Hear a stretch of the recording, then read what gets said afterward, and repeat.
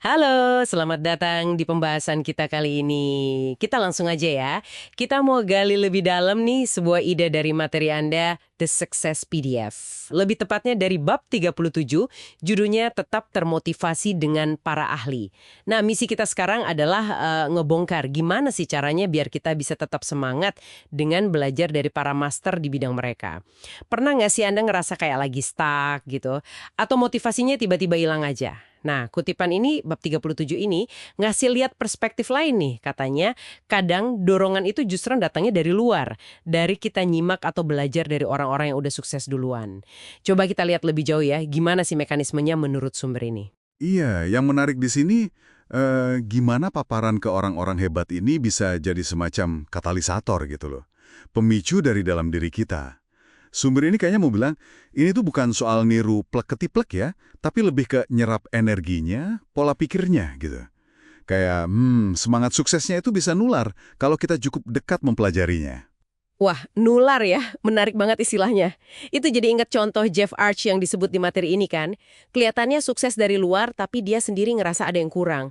Terus suatu malam, jam 4 pagi, dia nggak sengaja nonton infomersialnya Tony Robbins, yang personal power itu. Sumber ini bilang itu momen penting buat dia. Kayaknya paparan kesemangatnya Robbins yang meluap-luap itu yang bikin Arch akhirnya mutusin, oke, saya mau kejar mimpi jadi penulis skenario. Kayak dapat izin atau dorongan kuat gitu ya. Persis, persis. Contoh Arch ini nunjukin banget gimana inspirasi dari luar itu bisa mengkristal jadi keputusan internal yang kuat. Sumber ini seolah-olah bilang kalau keyakinan Robbins itu bantu Arch buat, memprogram ulang keraguannya jadi aksi nyata. Dan ini agak beda ya sama contoh Ellen Koss yang juga disebut. Dia justru nemuin ketenangan sama kreativitas lewat program audio Centerpoint. Betul. Dua contoh ini kan nunjukin spektrum yang beda ya. Arch didorong buat bertindak, sementara Kos malah nemu keseimbangan dan ide dari program audio. Artinya, belajar dari master ini bentuknya bisa macam-macam ya. Tergantung kita lagi butuh apa saat itu. Apa butuh dorongan buat maju, atau malah butuh ketenangan, biar bisa mikir jernih buat berkarya. Nah, ini nyambung ke soal sumber dayanya. Ternyata nggak cuma seminar gede atau momen nggak sengaja kayak Arch tadi.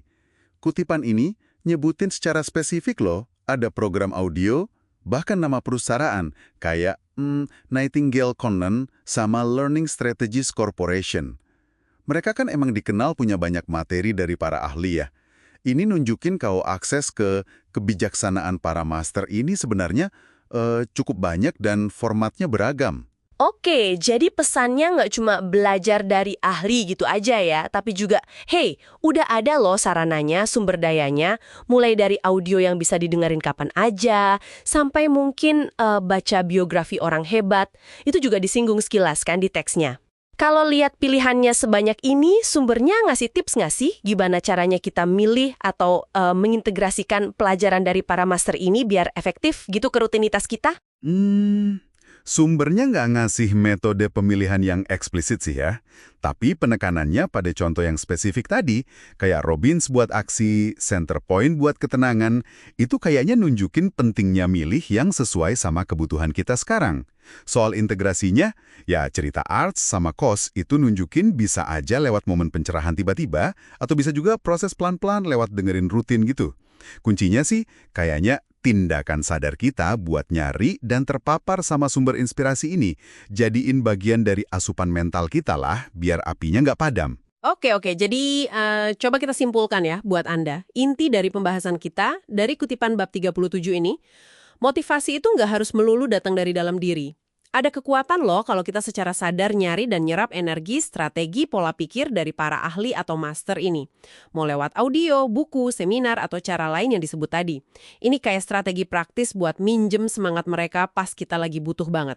Nah, ini ninggalin satu pertanyaan penting nih buat Anda renungkan, yang nyambung sama ide di sumber ini. Kalau dipikir-pikir, master di luar sana kan banyak banget ya, mulai dari motivator, pakar teknis di bidang Anda, sampai tokoh sejarah. Kira-kira nih, sumber inspirasi master mana ya yang mungkin selama ini Anda abaikan atau belum Anda coba gali lebih dalam? Siapa tahu, ya kan? Kunci buat lompatan Anda berikutnya itu sebenarnya ada di sana, nunggu buat ditemuin. Selamat mencoba menjelajah.